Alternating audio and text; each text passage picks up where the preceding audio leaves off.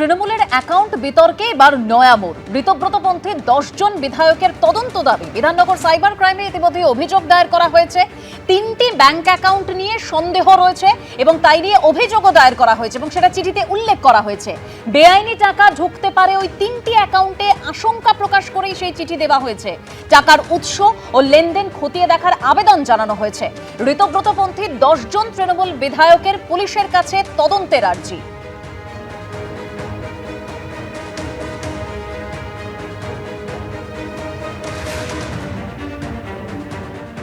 আমাদের বিধায়করা, একাধিক বিধায়ক, তারা, আমি গতকালও সাংবাদিকদের সম্মেলনে যখন এখানে এসেছিলাম বলেছিলাম যে কারণ আমাদের মনে হয় যে অ্যাকাউন্টে যে টাকা, এটা যে কাটমানির টাকা নয়, এটা যে ডাকাতির টাকা নয়, এক্সটর্শনের টাকা নয়, নানান ধরনের দুর্নীতির টাকা নয়, এটা প্রমাণ করা আমাদের পক্ষে সম্ভব নয়। এবং এই যে টাকা, ধরুন এই যে চার্টার্ড ফ্লাইট, তো এই টাকা থেকেই খরচ হচ্ছে। তো স্বাভাবিকভাবে আমরা আমাদের বিধায়করা তারা বিধাননগরে সেখানে আমরা অভিযোগ দায়ের করেছি যে অবিলম্বে এই যে এগুলো তদন্ত করা হোক, তদন্ত করে দেখা হোক যে কোথা থেকে টাকাগুলো এসেছে, টাকাগুলো কোথা থেকে ঢুকেছে। এবং এটা তদন্তের আওতায় না এলে গোটাটা বুঝতে পারা যাবে না। আমাদের একাধিক বিধায়ক তারা লিখিতভাবে এফআইআর করেছেন যে এটা তদন্ত হোক এবং এই ট্রানজাকশনগুলো বন্ধ থাকুক।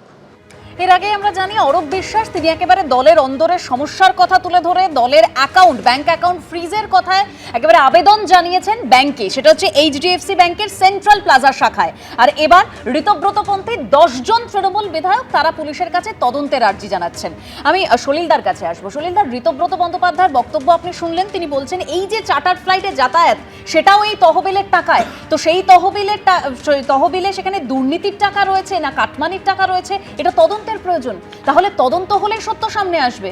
দেখো, এই দলটা তো বলছি শুরু থেকেই একদম চরম দুর্নীতিগ্রস্ত একটা দল ছিল।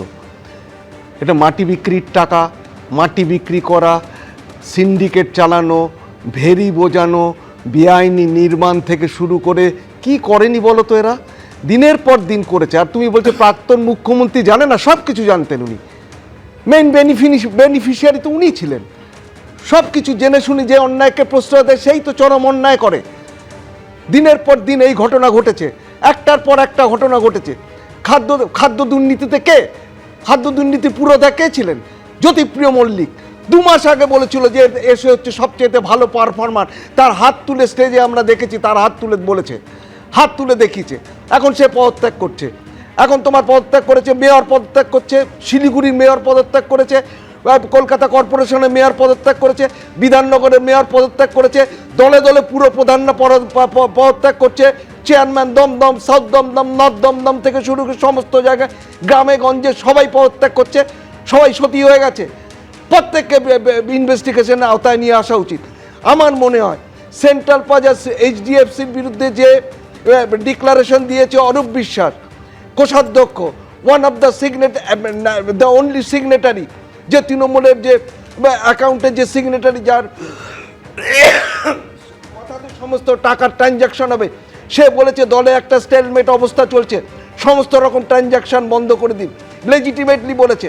এবং খালি তাই না, এটাকে তার পরিবর্তে এখন বিধানসভার যারা লিডার অফ অপোজিশন পার্টি, সে পরিষ্কার জানিয়ে দিয়েছে যে বিধানসভার বিধায়করা, তারা অপোজিশন পার্টির বিধায়করা তারা সাইবার ক্রাইম থানায় কমপ্লেন করেছে। তার জন্য মামলা করা দরকার, সিনিয়র লেভেলে একটা সিট গঠন করা দরকার এবং প্রত্যেককে ইনভেস্টিগেশনের পেরিফেরির মধ্যে আনা দরকার। Source of procurement of the money, dispatch of the money, defalcation of the government property হয়েছে কিনা, ক্যাশ ডিফলকেশন হয়েছে কিনা, আমফানের টাকা ডিফলকেশন হয়েছে কিনা, রিলিফ ফান্ডের টাকা ডিফলকেশন হয়েছে কিনা, সাধারণ মানুষের টাকা তছনছ হয়েছে কিনা, সমস্ত কিছু ইনভেস্টিগেশন এনে যারা কালপিট তাদের রেসপন্সিবিলিটি ফিক্স আপ করা দরকার ইমিডিয়েটলি এবং they should be rounded up. এখনই তাদের বুক করা দরকার এবং তাদের আইনের পেরিফেরির মধ্যে নিয়ে আসা দরকার। যতক্ষণ না এটা হচ্ছে এবং আইনের শাসনটাকে প্রতিষ্ঠা করা দরকার, যেটা মাননীয় মুখ্যমন্ত্রী বারবার বলেছে।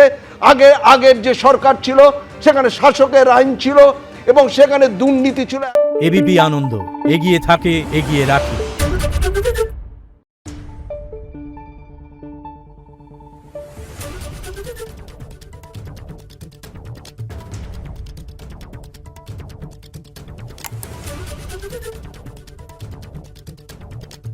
Thank you.